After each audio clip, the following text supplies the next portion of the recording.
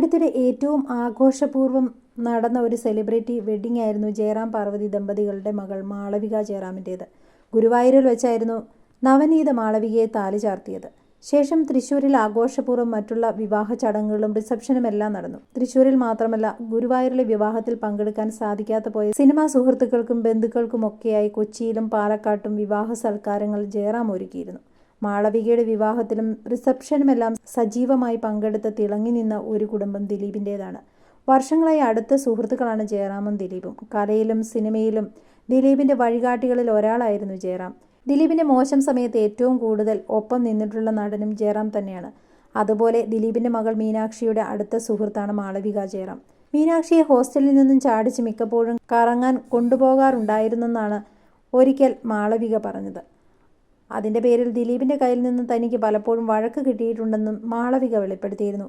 ഇപ്പോഴിതാ മാളവികയുടെ വിവാഹത്തിൽ പങ്കെടുക്കാൻ പോയപ്പോൾ തനിക്കുണ്ടായ ഒരനുഭവത്തെക്കുറിച്ച് ദിലീപ് വെളിപ്പെടുത്തിയിരിക്കുകയാണ്. നടൻ മമ്മൂട്ടിയുമായി നടന്ന ആ ഒരു സംഭവത്തെക്കുറിച്ചാണ് ദിലീപ് വെളിപ്പെടുത്തിയത്. മാളവികയുടെ വിവാഹവുമായി ബന്ധപ്പെട്ട് കുറേ സ്ഥലങ്ങളിൽ റിസപ്ഷൻ ഉണ്ടായിരുന്നു. ആദ്യം വിവാഹത്തിൻ്റെ ചടങ്ങുകൾ, അതായത് താലികെട്ട്, ഗുരുവായൂർ നടന്നു.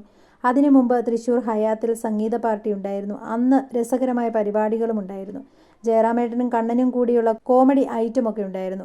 ശേഷം കെട്ടുകഴിഞ്ഞ് ഹയാത്തിൽ തന്നെ വിവാഹത്തിന് മറ്റു ചടങ്ങുകളും നടന്നു. അത് കഴിഞ്ഞ് പിറ്റേ ദിവസം കൊച്ചി ഹയാത്തിലും റിസപ്ഷൻ നടന്നു.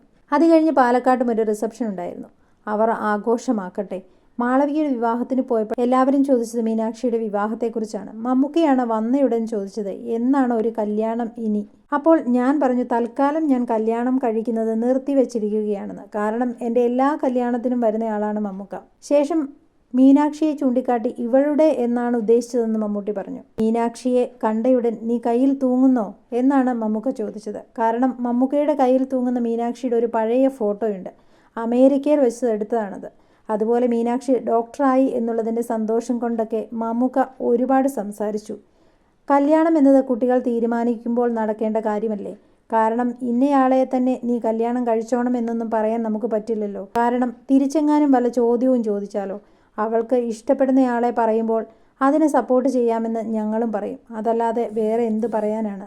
അവളുടെ വിവാഹത്തെക്കുറിച്ച് ചിന്തിക്കാറുണ്ട്, നന്നായി വരട്ടെ എന്ന് പ്രാർത്ഥിക്കാറുമുണ്ട് എന്നാണ് ദിലീപ് പറഞ്ഞത്. മെഡിസിൻ പഠനം പൂർത്തിയാക്കിയ മീനാക്ഷി ഇപ്പോൾ ഹൗസ് സർജൻസി ചെയ്യുകയാണ്. സിനിമയിൽ അരങ്ങേറിയിട്ടില്ലെങ്കിലും സിനിമയിലെ യുവതാരങ്ങളാണ് മീനാക്ഷിയുടെ സുഹൃത്ത് വലയങ്ങളിൽ ഉള്ളവരിൽ ഏറെയും.